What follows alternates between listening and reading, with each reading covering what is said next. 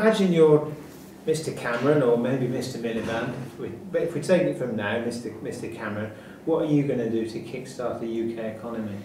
The most successful and sensible and best payback thing to do is to focus on the supply side.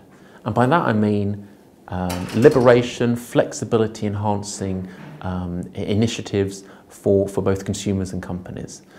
When you look back to the 80s, there were some clear challenges and things that didn't work out so well. One of the better initiatives, one of the better drivers to growth was that whole entrepreneurship, freer market driven approach. We need to capture an essence of that today, and that needs to encourage and influence consumers and business people as well.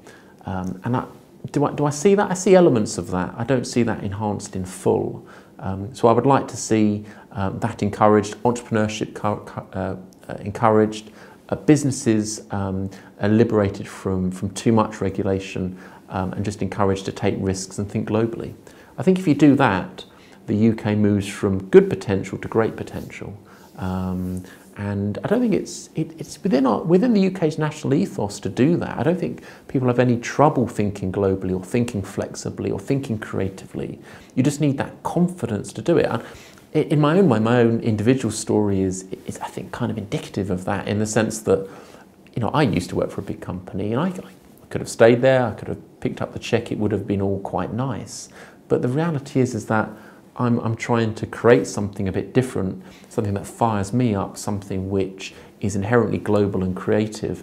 And if people just took a little step outside their comfort zone and tried to do a little bit more of that at an aggregate economy-wide level, it would make a huge difference. But you need that, if it's not within you, you need governments to say, look, why not think about it?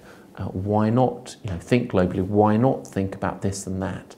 Why not start up your own business? Why not, you know, take some capital risk on investing in this or that?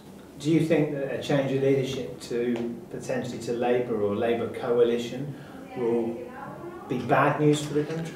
I think it makes the scenario of extra supply side flexibility less likely, and so I think on a medium-term basis then it doesn't drive economic growth levels versus the status quo. That would be my interpretation of events.